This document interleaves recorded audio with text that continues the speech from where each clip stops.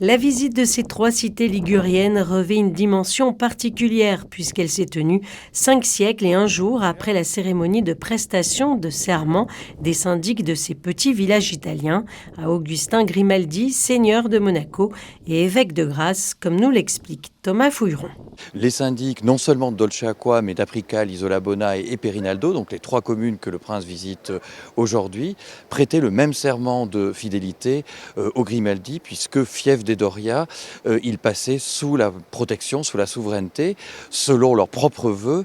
donc des seigneurs de Monaco. Samedi, dans ces 3 territoires italiens, le prince souverain a donc dévoilé, comme le veut la coutume, le panneau signalétique d'appartenance au réseau des sites historiques Grimaldi de Monaco, ainsi que la plaque commémorant sa visite. Une visite importante qui aura donc permis au souverain de découvrir des terres historiquement liées à sa famille, mais surtout de découvrir des sites culturels et religieux emblématiques de ces communes, situées à seulement quelques kilomètres de la principauté, comme à Aprical, où le souverain a pu découvrir des archives sur les Grimaldi au cœur du Castello della Lucertola, ou encore à Isolabona, où le prince Albert II a pu voir un site bien particulier puisqu'il s'agissait d'un lieu de culte cher à sa mère, la princesse Grace. Ce matin, à Isolabona, la petite chapelle Notre-Dame des Grâces rappelle évidemment le souvenir de la princesse Grace qui venait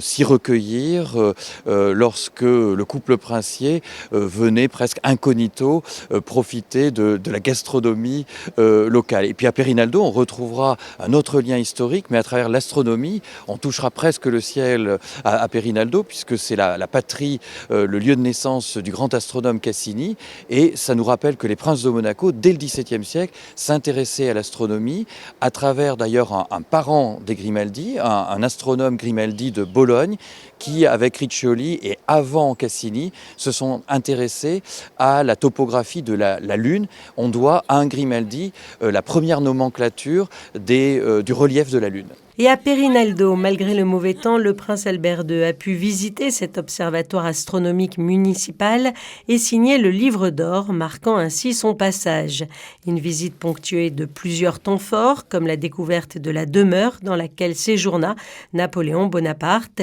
et une cérémonie officielle donnée non pas sur la place du village, mais au cœur de l'église San Nicolo, à cause d'une météo plutôt capricieuse. Mais pour le maire, l'adage reste le même que pour un mariage, une visite pluvieuse est une visite heureuse.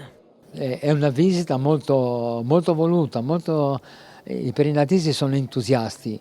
e quando ero a tavola parlando col principe lui mi ha detto conosco Perinaldo, non lo conosco come lo conoscete voi, chiaramente, però lo conosco. E il principe Alberto è veramente una persona a modo, una persona che si concede, è una persona particolare. Lors de ce déplacement, le souverain a pu participer aux différentes cérémonies officielles organisées par les mairies, en présence de la délégation monégasque et des autorités régionales, mais surtout partir à la rencontre des populations locales tout en marchant sur les pas de ses ancêtres. Des moments toujours très appréciés par le souverain et par les habitants des communes.